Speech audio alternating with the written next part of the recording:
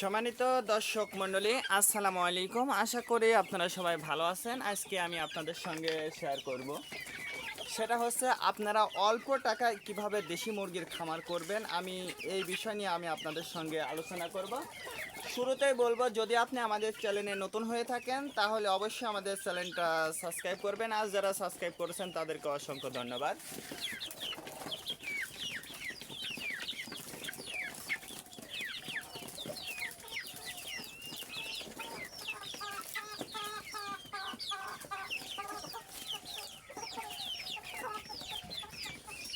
যারা খামার করবেন বা করতে চাচ্ছেন, আমি তাদের উদ্দেশ্যে বলবো, আপনাদের অল্প পুঁজিতে কিভাবে আপনারা একটা সফল খামার করবেন বা সফল উদ্যোক্তা হবেন, আমি এই বিষয় নিয়ে আলোচনা করব।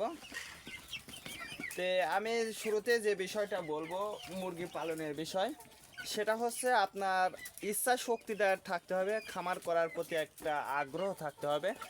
তাহলে গিয়ে আপনি খামার করে সফলতার দ্বার প্রান্তে পৌঁছাতে পারবেন। তার কারণ আপনার চেষ্টা না থাকলে আপনি খামার করে কখনোই লাভবান হতে পারবেন না। এই জন্য অবশ্যই আপনাকে পরিশ্রম করতে হবে, নিজেকে সর্বপ্রথম আগে পরিশ্রম করতে হবে। তার কারণ একটা খামার করতে গেলে দেখুন, একটা খামার করতে গেলে যা যা প্রয়োজন আপনার বাড়িতে কিন্তু সব কিছুই আছে। যেমন আমি বলবো যে এই মুরগির খাবারটা সম্পর্কে আমি বলি যে আপনার বাড়িতে কিন্তু চাউল বা ধান, যাদের চর অঞ্চল আছে তাদের কিন্তু গম, এইগুলো কিন্তু আছে। সিম্পল বিষয়, এগুলো কিন্তু সবার বাড়িতে কম বেশি থাকে।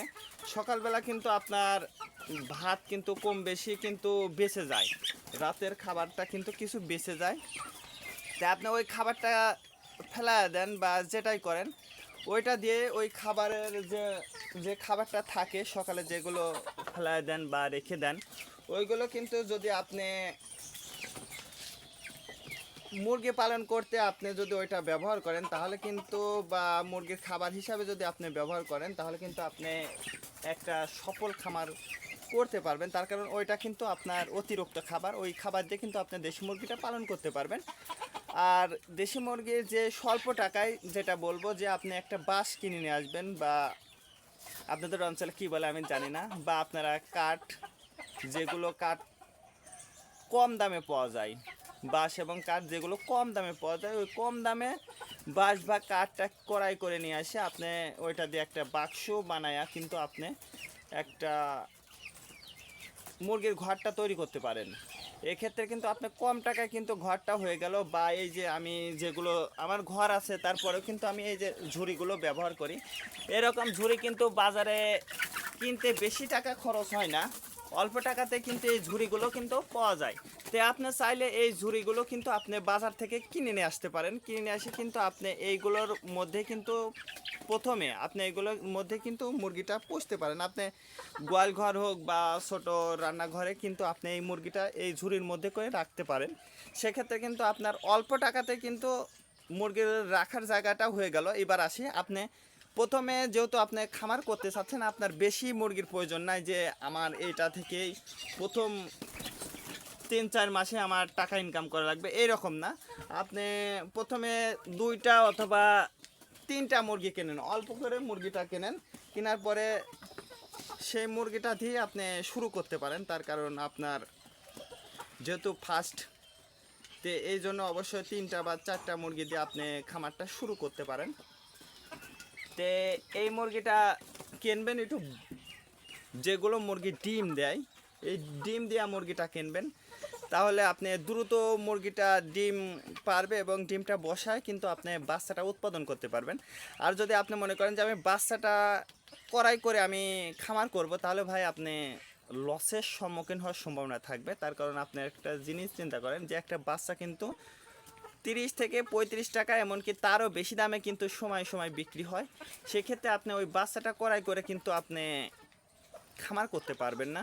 তার কারণ বাচ্চাটা কিন্তু প্রথমে একটা বিষয় আছে যে বোর্ডিংয়ের ব্যবস্থা, আপনি বোর্ডিংয়ের ব্যবস্থা যেহেতু ফার্স্ট আপনি ব্যবসা শুরু করতে চাচ্ছেন বা খামার দিতে চাচ্ছেন, তখন কিন্তু আপনি ওইটা করতে পারবেন না। এই জন্য আমি বলবো যে আপনারা মুরগি, দেশি মুরগি আপনি একটু ভ্যাকসিন করা মুরগি বা যাদের খামার আছে, দেশি মুরগি খামার আছে, সেই জায়গা থেকে আপনি যদি দেশি মুরগিটা কিনতে পারেন তাহলে ভ্যাকসিন করা মুরগিটা ক্রয় করতে পারেন। আপনার কিন্তু একটু ঝামেলা কম হবে, ঝামেলা বলতে আপনার রোগ বেলাটি একটু কম হবে যেহেতু ভ্যাকসিন করা।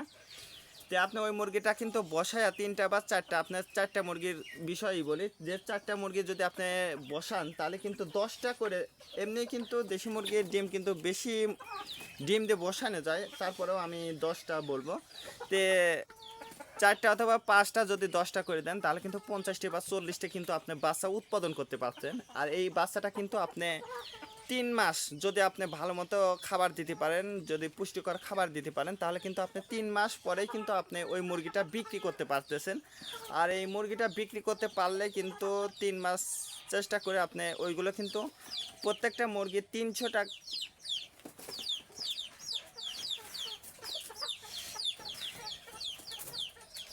প্রত্যেকটা মুরগি কিন্তু আপনি 500 টাকা করে বিক্রি করতে পারছেন, সেটা হাটে হোক অথবা বাড়ির পর ব্যাপারীর কাজ দিলেও কিন্তু আপনি সেই রেটে বিক্রি করতে পারতেছেন।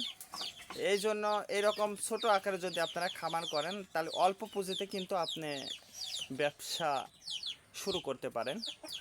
তো আজকে এ পর্যন্ত, ভালো থাকবেন, আল্লাহ হাফেজ।